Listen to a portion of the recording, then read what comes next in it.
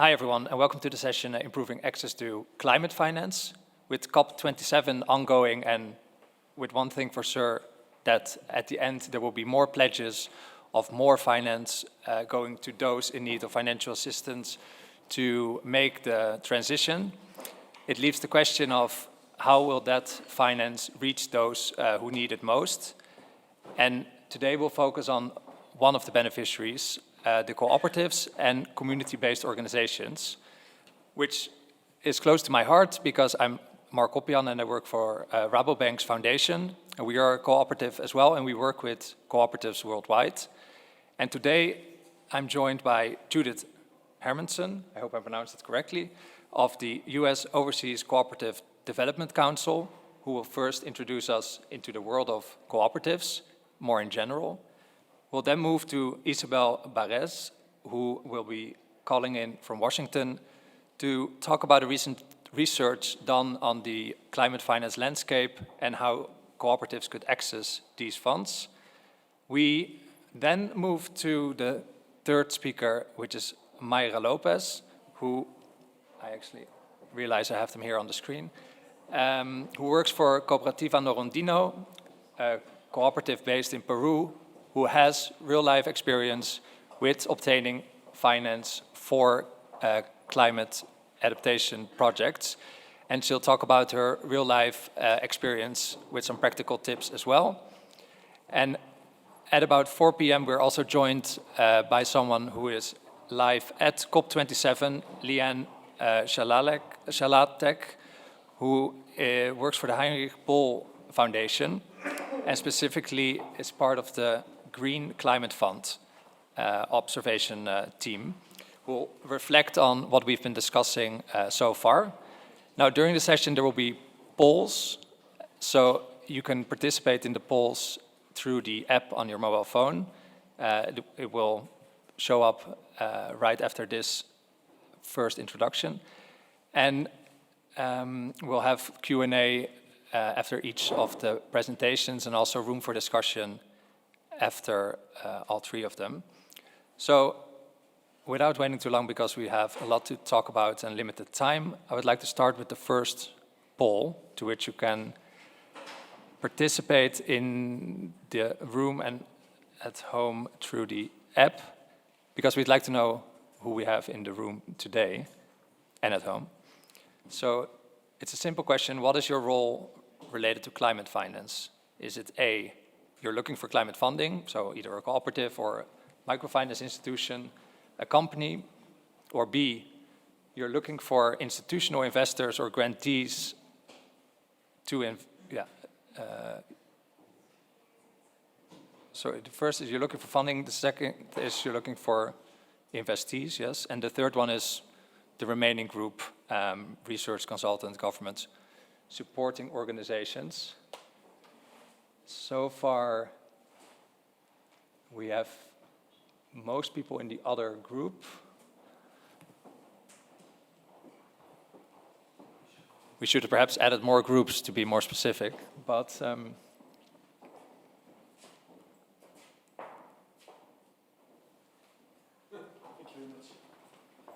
there are more people joining now also after the coffee break. You can still participate in the poll, just so we know who we have in the room. Okay, there is a bit of a mix of people who are looking for funding or either looking for investees. Okay, at least we have all sides represented here today. Judith, I would like to pass it on to you. Thank you very much, Mark, and it's great to see the poll. I think that we have, hopefully, information that will be of interest to all of you in those categories. So first, my warm greetings. It's really a great pleasure and quite exciting in light of timing to be here today to talk about the potential of cooperatives and community-based organizations within the climate finance space. And I thank you very much for joining us, and also thank the organizers of this event for including this very important topic on the agenda. And I look forward to engaging with you. First, a little bit about the perspective that I am bringing to this session. Closer to the microphone. Oh, I'm sorry. Is that better now? Okay, great. I'm so sorry. First, a little perspective about a little bit information about the perspective that I'm bringing to this session. The Overseas Cooperative Development Council, OCDC as we call it, is a membership association for organizations seeking to advance cooperative development in lower to middle income countries around the world. And the International Cooperative Research Group, ICRG, is the research arm of OCDC. And the main purpose of this intervention for me today is to get us all on the same page as to cooperatives. The cooperatives and community organizations have some challenges that they share and also some characteristics that are particular to cooperatives. I will present some data and insight based on the evidence of our research, and I'm hoping that this perspective will give you all a greater insight into cooperatives and their nature, as well as their scope of activity and ability to reach broadly and deeply. We think that because of these characteristics, it's important and smart to align climate financing with the cooperative business model, as well as for the cooperatives to be able to access and benefit from climate financing that is available. More of specifics on that a little later on from one of the other presenters. At OCDC and the research group, we are persuaded that cooperatives are inclusive and, as evidence shows, a powerful mechanism to provide opportunity to many, including some of the most vulnerable, to advance equity and to increase inclusive prosperity. And what we do is to provide evidence to ground that mission. In recent publications, the International Labor Organization has outlined some of the ways that it sees cooperatives as being important through its macro lens, and they include economic growth, economic resilience and stability, sustainable development, particularly in agriculture, employment, decent work, and this I think is very important also, transition from the informal to the formal economy and flexibility of work in light of technological changes and other things, and of course, equitable and affordable access to services. And so we align with those observations, and we delve in the issues through rigorous research approach rooted in academic standards and methods. And our research is designed to address deficiencies and build on the strengths in the cooperative space. And one of our tenets is very active local engagement, because we're quite concerned that our research isn't just some theoretical lot of information and knowledge that we have and that we can share, but we really want local stakeholders and people most affected by it to own it and be able to apply it.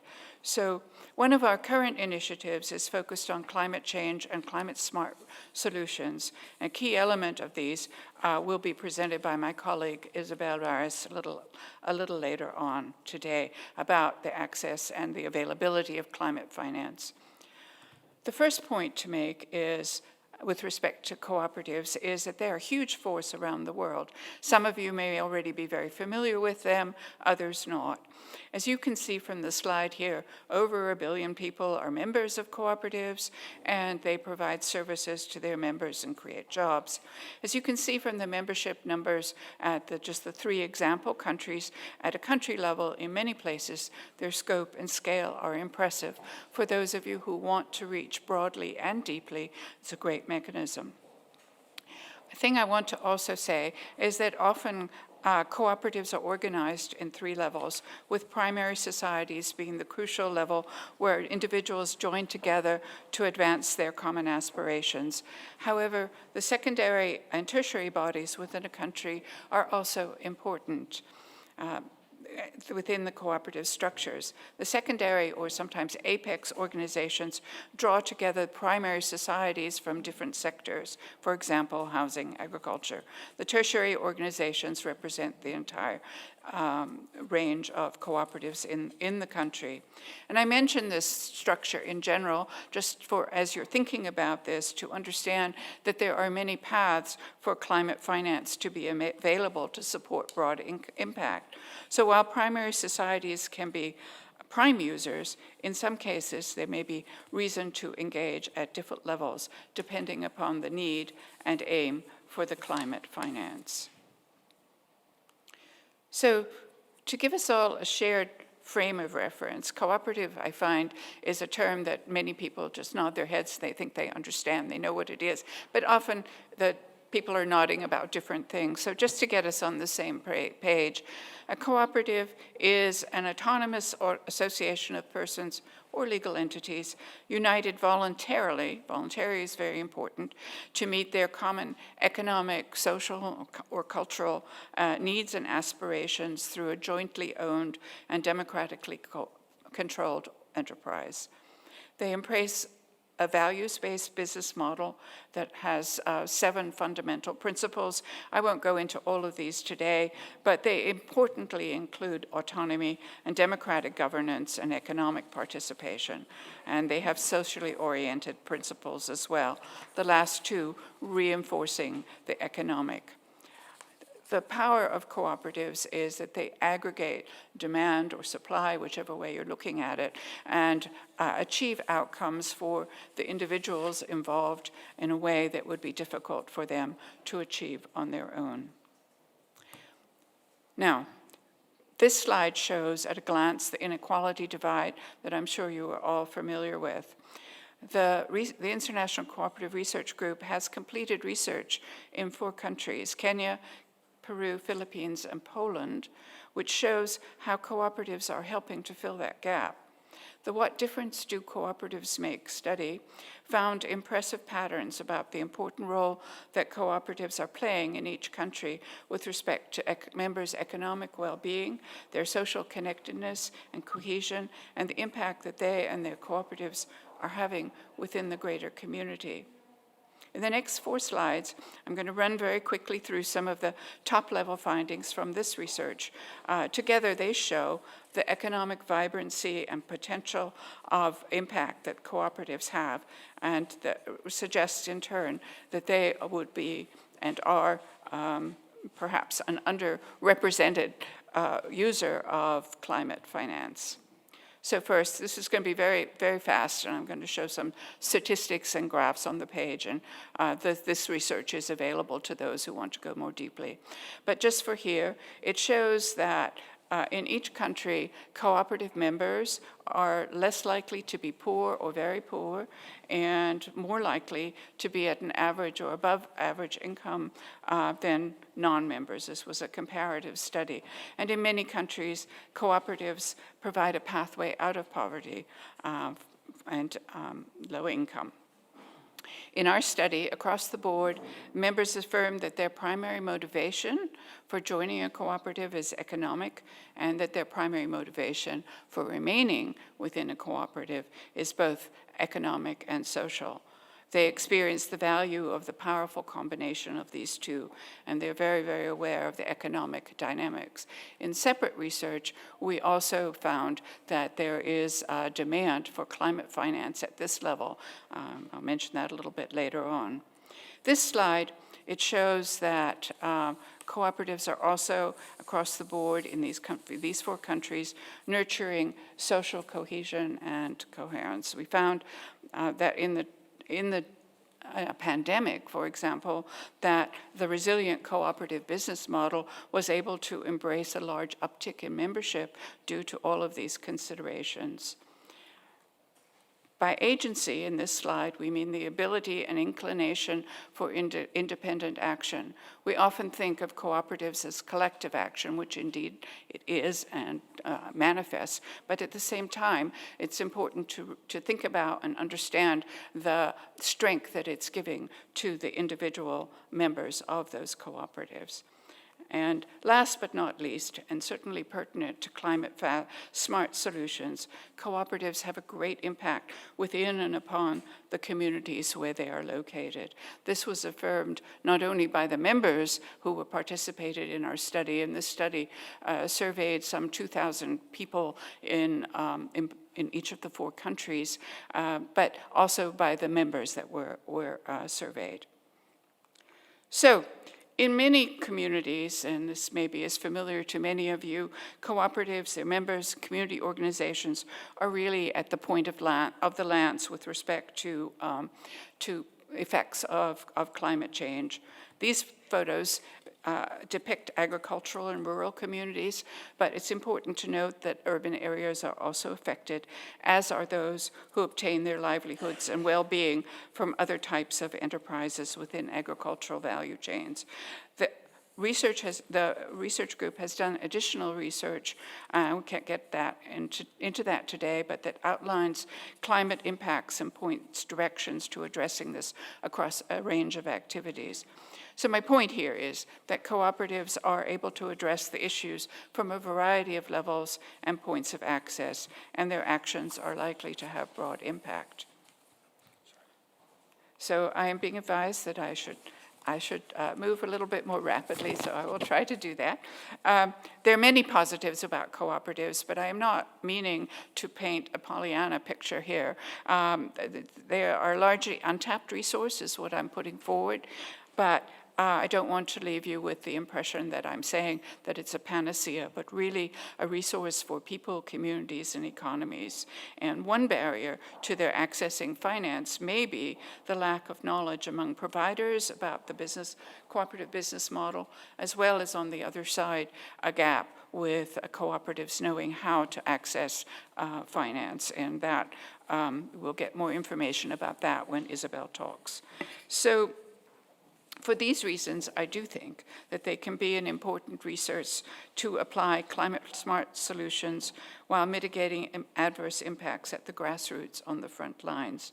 For those of you who are providers of finance, there are many. It's important to understand the cooperative business model, not to be intimidated by it, and also to understand that there are tools that can help to assess the bankability and creditworthiness of cooperatives. So, we think that benefiting communities and economies, as well as individual families and their livelihoods, cooperatives are a great resource to explore. In closing, I'd like to thank you for your kind attention and interest, and to thank European Microfinance Week, my organizers, my fellow panelists here and virtually, our moderator, our local research partners, and our members for their support and participation in our evidence-based research that expands and enhances cooperative development and its impact, and to USAID, which has provided important financial support to these activities. For those of you who might be interested in accessing the research, it's available on our website. And finally, let me say that with the range of interests and participants in this room, the ICRG works in partnership as a way of life. So we're always looking for partners, so we would welcome hearing from all of you. Thank you very much.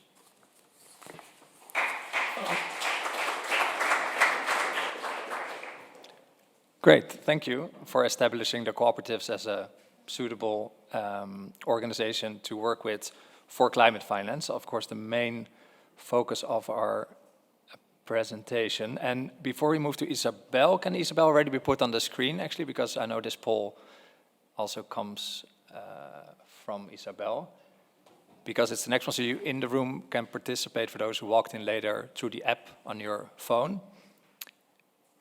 And it is in relation to the question, what is the greatest challenge in assessing green inclusive finance? Is it A, the lack of clarity of what funders are looking for, or is it the lack of clarity of what those funders are offering, or is it the lack of transparency on what funding is available, or the last D, is it the difficulty in assessing the, yes, I forgot to mention that there is a microphone in the app that turns on, if you could mute that. If it's difficult to assess the funding information. Now, all of these points I know will be incorporated in the presentation by Isabelle. So can I see the votes? They're only slowly coming in. And I see Isabelle as well. We have some resources on the last one.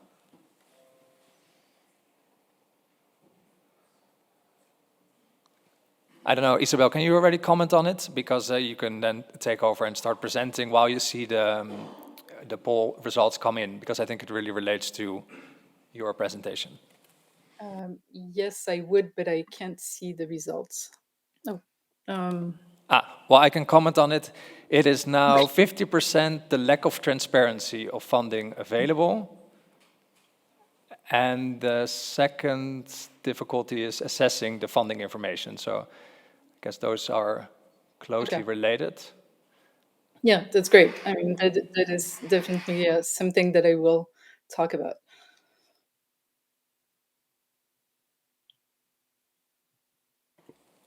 But Isabelle, you are able to see my slide, right? Slash your slide. It's very small, so it's just difficult to read.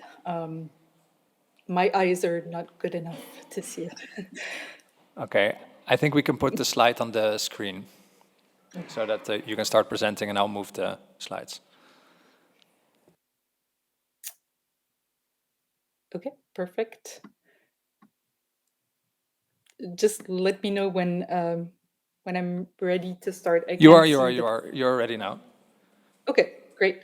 So it's a pleasure to be here today and reflect on the climate finance landscape and on how organizations that are actually doing the work on the ground can navigate this landscape and find the funding that is necessary to support their climate-related activities.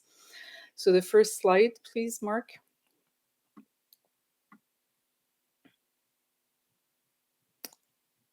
Great. In my intervention today, I'll give you a brief overview of a couple of publications that were recently commissioned and published by Judith's team at the International Cooperative Research Group of the OCDC. The research was commissioned following a desire from OCDC's Cooperative Development Organization members to learn more about climate finance and opportunities to expand their green agenda. The research methodology was a combination of desk research and key informant interviews, and the objectives were threefold. One, to present the big picture of climate finance landscape.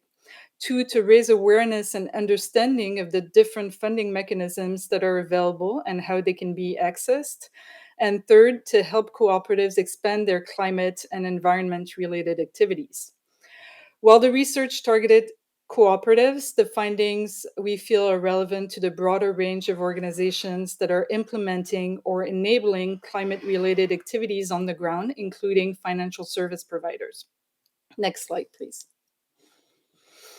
The resource guide takes a look at the global picture of climate finance, while the companion report is a compilation of key resources on climate strategy, climate issues, and climate funding in the 19 countries where OCDC members operate.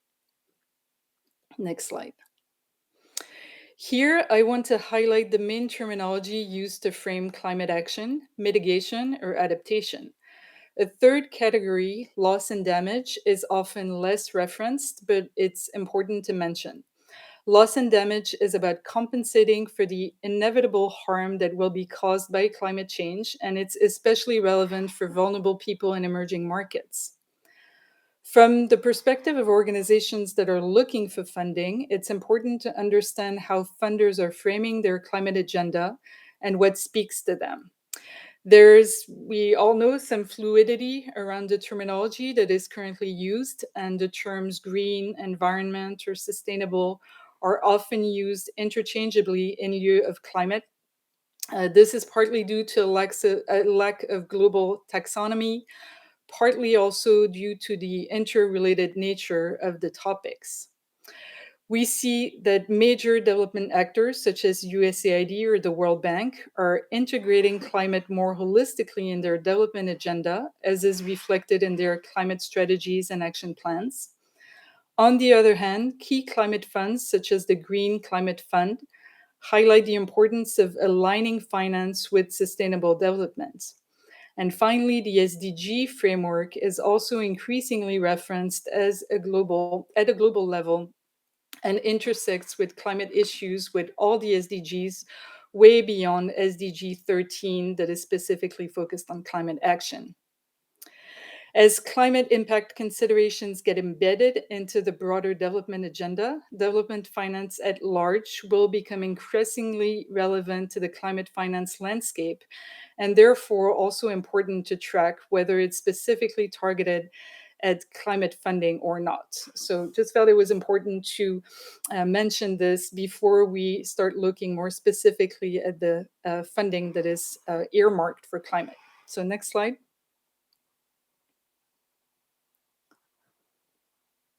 Are we on the next slide on climate funding?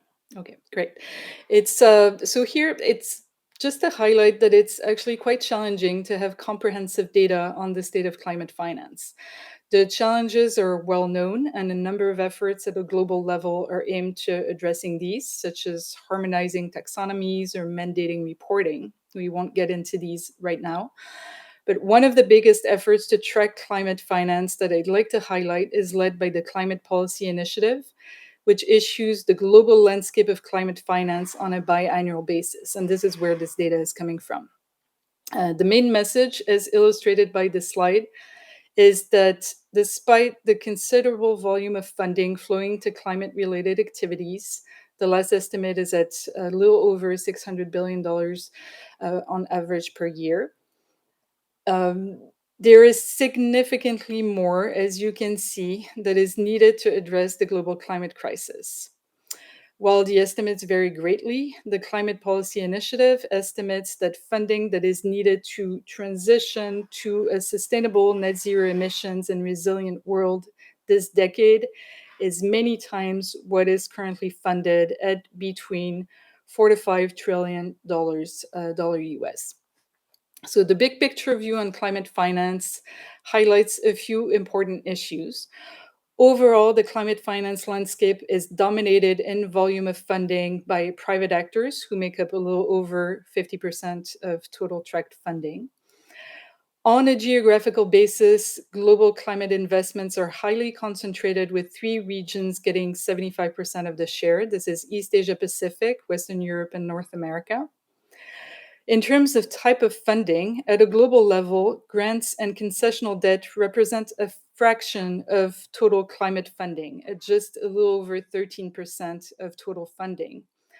And adaptation-related activities, which are most relevant to, or very relevant to, vulnerable people and developing economies, are mostly funded through market-level debt, close to 50%. Overall, adaptation-related activities represent a drop in the bucket. They're only getting a little over 7% of total funding. And this funding comes overwhelmingly from public sources. 98% comes from public sources. So it's widely recognized that there needs to be a considerable increase of funding for adaptation activities, given that we are already feeling the consequences of climate change, especially so in emerging markets. Next slide. So let's take a quick look at the private funding landscape.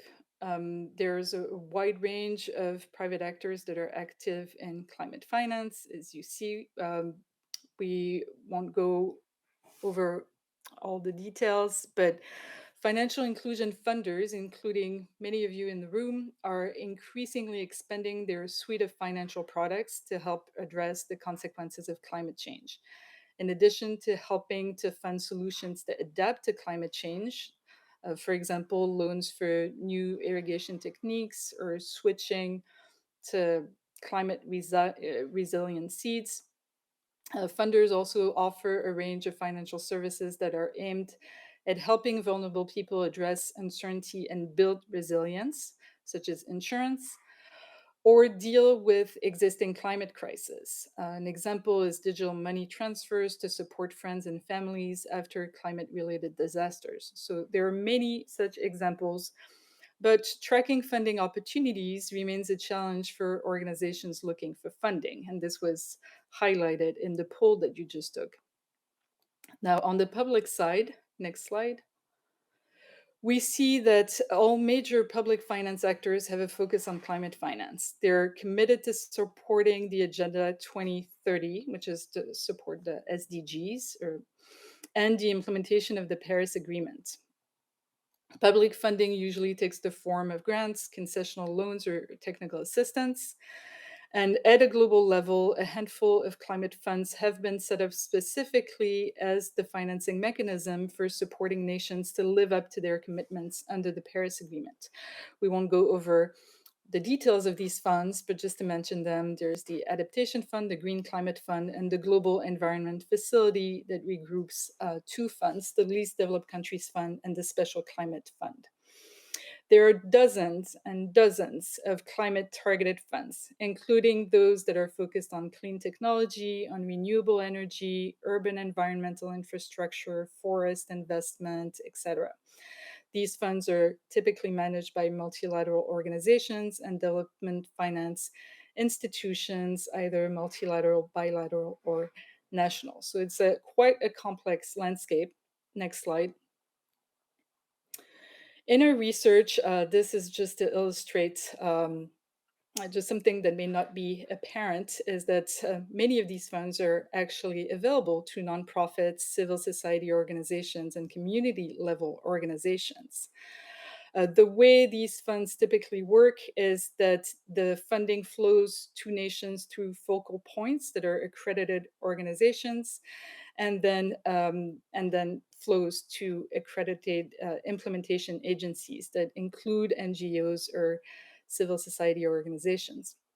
The process for becoming accredited varies, but usually involves getting first the endorsement from a national focal point and then going through a hefty due diligence process.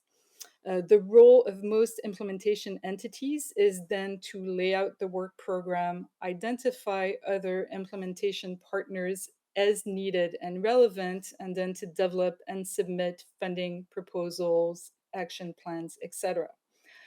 So here, just wanted to say that nonprofits, civil society organizations, and community level organizations have an opportunity to be involved in the implementation of climate-related projects by working with accredited entities. But in order to be considered as a potential implementation partner in a given country, it will be important for them to identify that country's main focal point, an accredited implementation agency or agencies, and then to develop relationships with them. This will also allow them to better understand the country's climate priorities and to identify where there can be synergies with their mission, vision, and activities. Another point is that while becoming an accredited entity is usually lengthy and costly and not accessible to organizations that are implementing the projects, there is recognition of the need to channel funding more directly to communities, and even the biggest climate funds, such as the Green Climate Fund, are exploring how to make funding more directly accessible. For example, through the EDS, the Enhancing Direct Access pilot. This is a pilot from the Green Climate Fund, and we will have Liane Schalatek later on. Hopefully she'll be able to join from COP27, but who can speak to the efforts of the Green Climate Fund in this regards. So this slide just shows, after doing a search from a great resource, the NDC Partnership Climate Explorer, a search of the 19 countries of interest for the research, and looking at the funds that are available to nonprofits, civil society organizations, and community level organizations, shows that 21 funds are available and have different funding instruments that are available. Next slide. So I just wanted to quickly mention that we've seen there's a big funding gap when it comes to climate finance. There is a need to attract private capital, and all of this will come through innovations. Public funders can and are already increasingly finding ways to leverage their funds to de-risk participation of private actors through blended finance transactions that mix private and public funding. There are a number of blended mechanisms that are being set up and involve virtually every major funder. There are a few notable sources to help keep track of the evolution of blended finance, such as the Convergence platform. This slide comes from that. The Convergence platform also known as the Global Network for Blended Finance, aims to connect funders with organizations that are fundraising and host a wealth of resources to advance best practices and track transactions and provide grants to design new blended investment vehicles. Next slide. Sorry, Isabelle, I've not found a polite hybrid way of saying that. I need to wrap up. Round it up, yeah. Okay. Okay, so we will not get into the next slide, but hopefully you will have access to the deck after and you can just see other examples of innovation, but there is a lot happening. Next slide. So just to end with a few recommendations, to attract climate finance for specific projects, companies will need to prepare their ask by clearly articulating how the project will positively contribute to the funder's climate, green, environment agenda, and also understand the broader context of their work and how it will contribute to the national climate strategy. In terms of the broader context, the companion report that I mentioned at the beginning gives an example of some of the resources that are available to get a quick sense or glance of what is happening at the country level, and maybe a good place to start if you don't know where to start. Next slide. So also taking stock of what companies are already doing is quite important. Often companies are already doing a number of climate-related activities, but have just not talked about them in that way. And so just understanding kind of what and in which way current activities are tied to the climate agenda is also important. Next slide. So just to end, there are many resources that are referenced in the OCDC publications that I mentioned. One that I think is particularly interesting and that I showed earlier is the NDC Partnership Climate Finance Explorer. It's a great resource to narrow down available sources of public funding. And through the Explorer platform, organizations that are looking for funding can enter their criteria and narrow down the funds that are applicable to them. So I encourage you to check it out. I also encourage you to check out the great work of the Green Inclusive and Climate Smart Action Group of the European Microfinance Platform, including the series on matching demand and supply of green inclusive finance and the pitches from both financial service providers and investors. Thank you for your attention. I look forward to hearing your thoughts on your challenges and successes that you have experienced in terms of accessing or dispersing climate finance and what financial inclusion actors could also do to improve the situation. Thank you very much.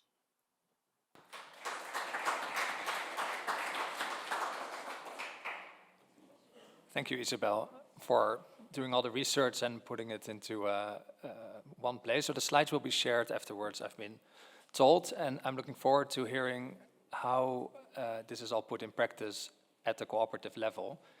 But before we move to Myra, we just wanted to show a quick video made by the OCDC about, do I have to start it? Sorry.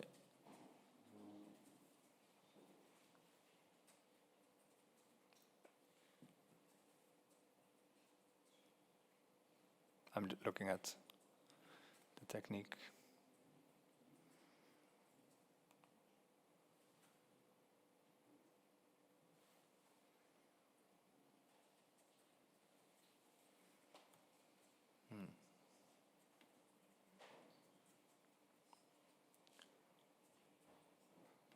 Okay. We will also share the video because what is better than hearing it live from Maira? Maybe we can put Maira on the screen first.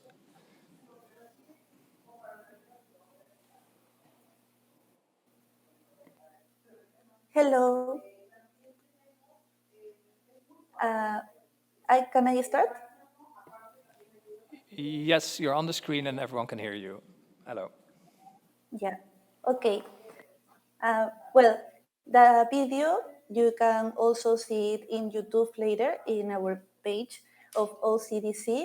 It was a good video to start with because it shows the reality of many of our producers who are dealing with climate change, but who already see opportunities for mitigation actions that I will also show you in the presentation. So hello, my name is Myra Lopez. I am in the finance area of the agricultural cooperative Norandino, and initially I was in the coordination of climate projects for our cooperative. So thank you very much to everyone present here in a virtual way and also in the personal way. It's a pleasure to be able to share our experience in these panels. So about our COP Norandino. Our COP Norandino was created in 2005. Our processing plant is in Piura, that is in the north of Peru. And we are 6,000 small producers in different chain values that are coffee, cocoa, panela, and now also the carbon credits. We have producers in different regions of Peru, in total in 7 regions of Peru, and in each region we have a technical team, which is our link to be close to the producers, to know how is the every day for them, the problems, and to be with a productive and organizational level with them. So we can see in the next slide what are the problems that we are fighting as producers? Well, we can see that climate change is real. In our country, Peru, we can see the real effects of climate change up close, and producers are often the most affected. Its production suffers from soil erosion, plagues and diseases, lack of water, and these are some examples of what we are seeing now. If nothing was done, many of them would have to leave agriculture, their main and sometimes only source of work, or migrate to other cities. So, what about the solutions that we can find? Can we see these problems as opportunities? Next slide. The answer is yes. And that is when we, as a cooperative, realize that these needs can be opportunities to find out what mitigation actions there are and who can lean on. So, as opportunity, we can see in its summary as a cooperation with clients and comparisons with foundations or institutions. We work with different clients in Europe and also United States and Canada. But these clients not only worry in buying our product, that is the coffee, the cocoa, or the panela, they are also worried in how is the life of the producers, what are the problems that they have, and what they can do to support them. So we have different examples to show you in this slide about the clients that we work with as Altromercato, Original Beans, Valrhona. They are doing actions for climate with our cooperative. For example, Altromercato is doing reforestation in the jungle of Peru because we have cocoa producers in that place. Original Beans is supporting reforestation in the mountains of Piura. Valrhona, that is also a cocoa client, has support a project of potable or PIP water, equal exchange as it was in the video. They support a project of irrigation, technical irrigation for the coffee producers.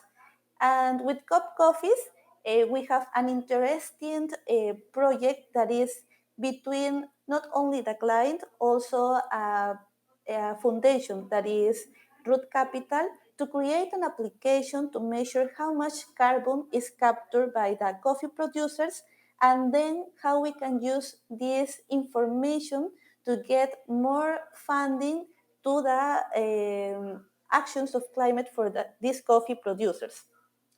Also, we can see in a summary way, as I mentioned, what are the foundations that we have and that we can work with them. So in the start, we work with financial institutions. The before a slide, yes, uh, with foundations, we also work with financial institutions for short and long-term loans, like a credit, to do our productive work for the campaign of coffee or cocoa. But most of these financial institutions also have now foundations, and these foundations are in parallel to support productive projects and currently the issue of climate justice. So they are supporting mitigation actions. Uh, we have, for example,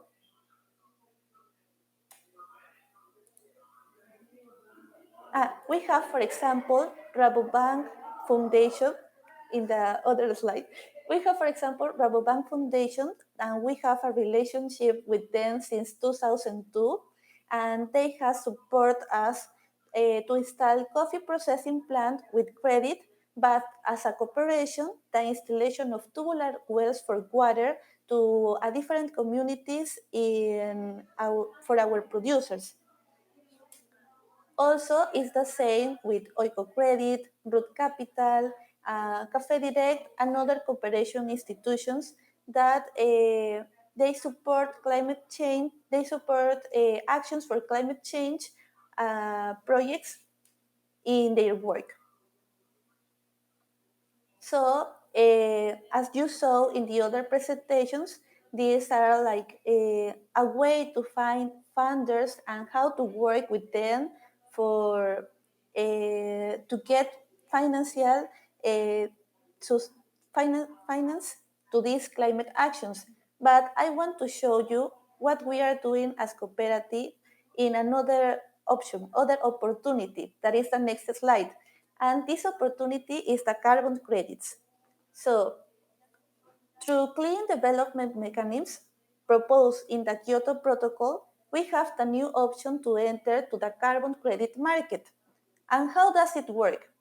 In other countries, there are many companies that generate emissions, sometimes not because they want to pollute, but for their own business reason.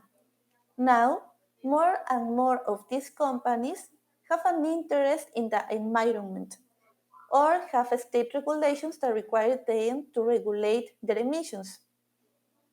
On the other side of this model, we can see the environmental projects that there are, as reforestation, afforestation, regeneration, among others, that capture carbon dioxide.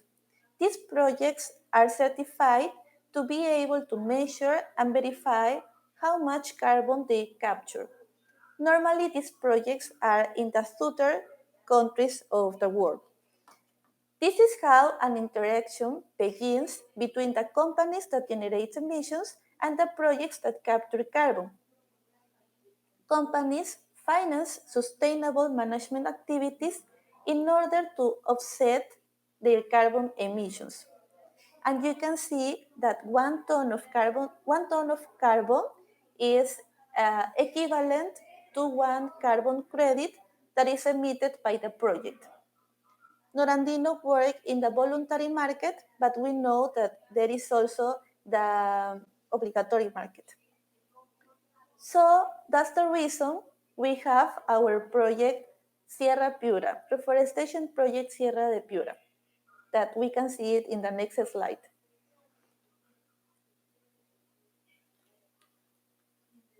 Oh, sorry, Myra, No. because we also want to leave some room for the questions.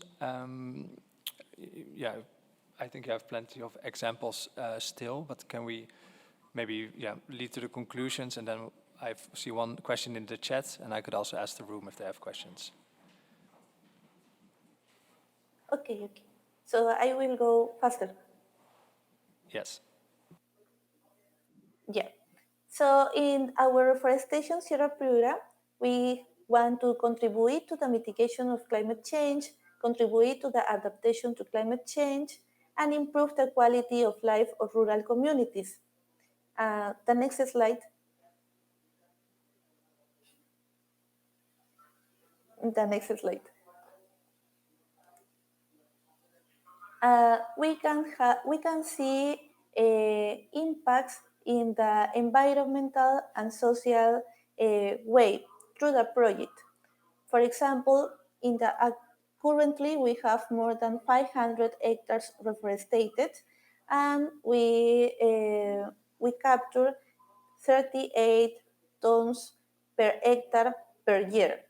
And this is thanks to Fair Climate Fund, that is the client that we are working with, because they finance the project and they buy carbon credits in the future.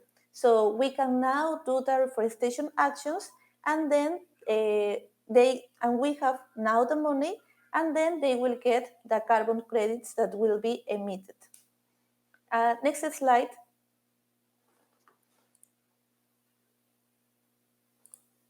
Here I can show you what is the before and after our climate project. You can see in the first image that there are no trees, so it's a difficult way to live for the producers, but now with the projects they have other opportunities for them. Next slide.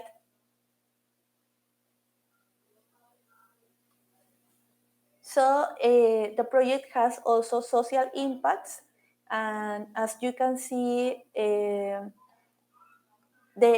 we have the work of the woman, we have the work of the men. They have now incomes in the short term because they receive a payment for the work they do, and also they will receive a payment for the wood that they will produce. Also, they receive trainings.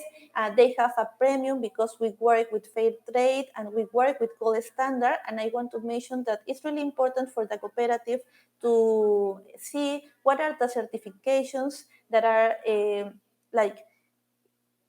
important now and that can support your projects, because thanks of the certifications and adaptation to this, you can show transparency to the clients or to the funders to receive more financing to your projects.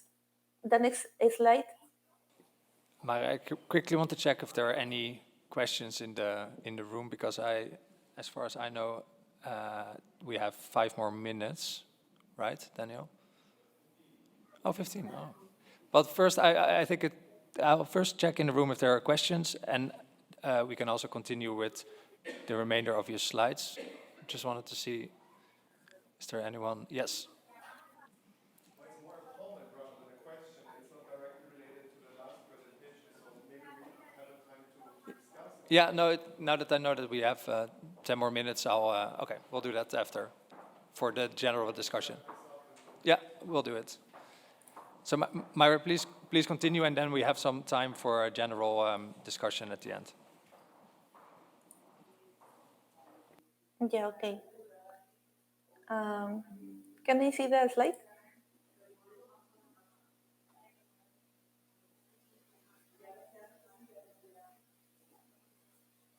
Okay, so we can see that through these projects, thanks to the funders, we can not only support climate actions, we can also support how the trainings, the capacities for the producers, also food security for the producers, because we can make complementarity activities for them with also a work with our clients. So it's really interesting how we can support them and how we can have, for example, food security seeks to guarantee that the producers can be economically independent, ensuring the food for their families.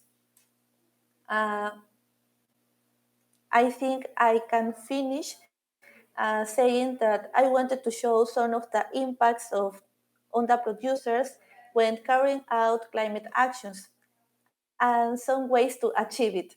I am confident that working together between the funders and the cooperative that offered these projects or are seeing these opportunities, we can achieve better results for everyone and mainly for support these small producers.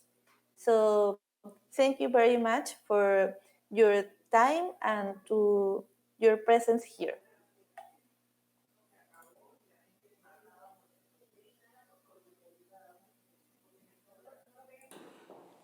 Thank you, Myra. And can we put also Isabelle on the screen? This Inception screen on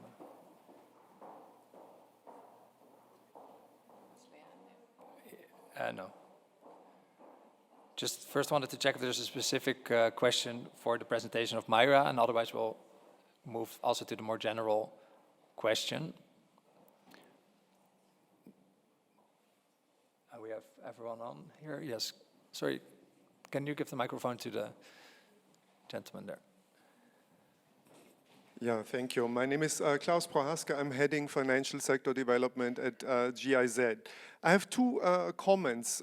One is regarding the quantification of inclusive green finance. And thank you, Isabelle, for defining what climate finance is. Now we talk a lot about inclusive green finance, but my sense is that when we talk about these hundreds of billions of climate finance, that's all large capital markets, big project finance, bonds. That's the bulk of that money. My suspicion is that inclusive green finance is minuscule and like almost negligible at this point. My question is, are there any attempts to quantify this? Who looks at how much actually is already flowing into inclusive green finance? So that's that question that I have. Are there any efforts to try to measure this? The other is a more practical comment with regards to the opportunity for co-ops and smaller financial institutions. The GIZ is engaged in climate finance. We have projects with the GCF and with NAMA facility, and the size usually it's about 10 to 100 million. So since GIZ is not a bank, we need an institution to on-lend the money. And so who does that? That's for us a problem. Because on one hand, on-lending is an operational cost, so we only want to do one grant contract, and also it's easier for us to do like a non-profit. So usually we end up with development banks. I don't know, so this is development banks have their issues too. It would be interesting to investigate if there is a possibility to collaborate with co-ops, but their absorptive capacity would worry me. So I don't know, like this is just a question or like an impulse to you. How can we collaborate with co-ops and keeping in check our transaction costs and honoring absorptive capacity? Thank you. Thank you for the question. I know Isabelle covered the second part in her research, so I'd like to ask Isabelle to respond to how does that multi-billion-dollar funding reach the cooperatives? Which entities specifically with addresses and email addresses?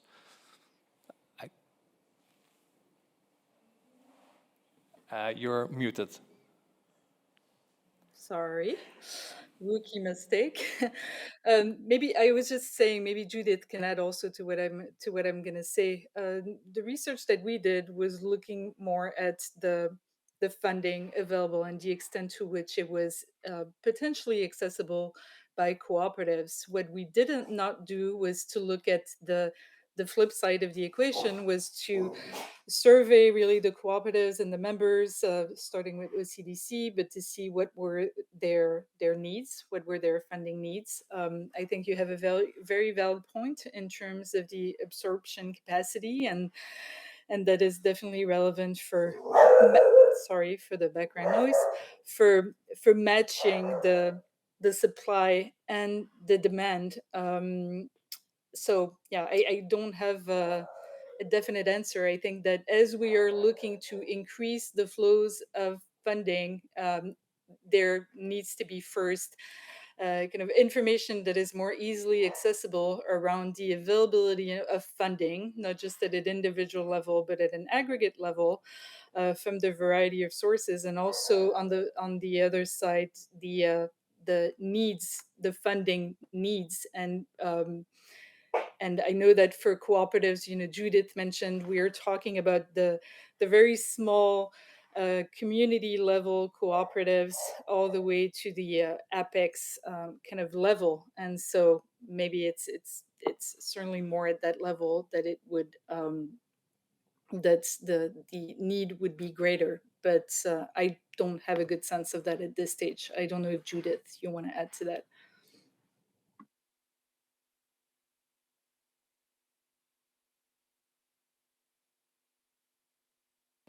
No, I think that covers it. What we're trying to suggest also that there are kind of different points of intervention. Of course, we're talking in very general terms, and you get down to the specific co-ops and financial institution or fund, it obviously is going to differ. But really, I guess that we want to sort of open up those possibilities, that there is room for collaboration and cooperation, and there could be working with the primary society, as we've just heard, or at a different level to be able to get the finance to reach more broadly. So we just presenting those options, and each case is its own case, of course.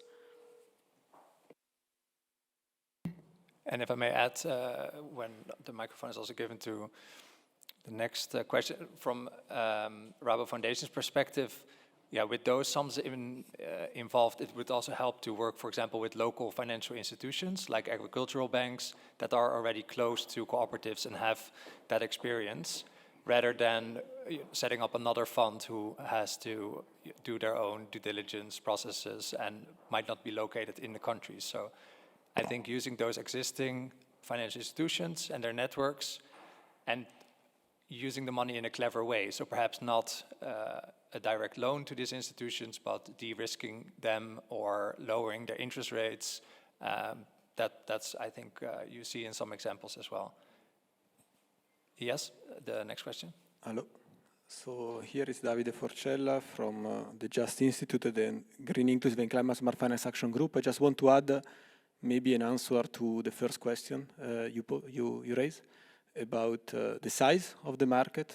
I think is a key point and the key issue, that we are not able to quantify how much is green inclusive finance portfolio worldwide or locally. Within the action group, we have been trying to do this effort in the last year. We have been collecting 1,200 environmental assessments from 13 surveys that has been run worldwide out of 860 something financial service provider, mainly microfinance institutions, so not cooperative specifically. That were not being collected, every year with exactly the same methodology, the same data. But there was a sort of a proxy out of these 860, 210, 215 as disclosed how much they have in their portfolio in terms of green products.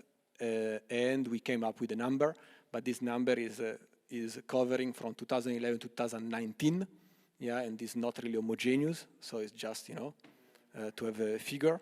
And was around, let me check out, around 4 million of green loans in these 10 years that were going through, and around some 3 point something billion. The main issue here, I see you are smiling, I don't know because if it is small, big, etc. But the main issue is that we are missing a taxonomy and the quality control. That's the main point. So clearly is a sector effort.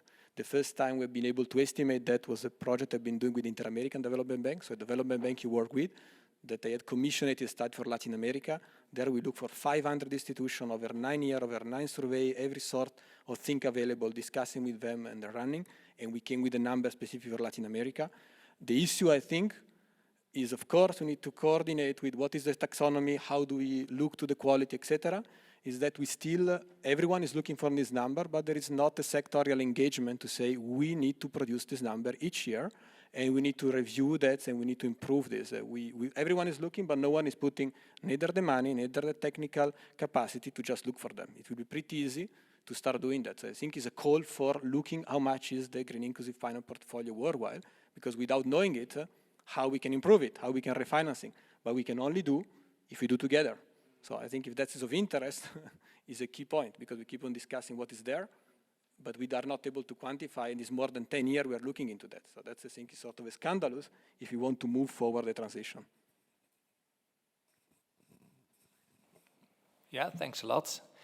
I think there's a lot more to discuss, and luckily there is actually another session after the break that also covers bridging the international world of finance and, well, local land users. So it's more focused on forests, agriculture, and indigenous communities with a panel of FMO, Tropenbos International, and I will probably forget someone. But like I said, I think to conclude this session is perhaps by saying that there are still a lot of open questions, part of which can be answered by the research done. But I think for me, at least, my main takeaway is also the practical implication at the end by Norandino, and seeing that money is already going into the right projects, but there's, like GIZ pointed out, plenty more to move in the right direction. So I'd like to conclude with that and thank all the panelists and everyone in the room and the technical staff as well for trying to make this hybrid meeting work, which was not always easy, but we managed. Thank you.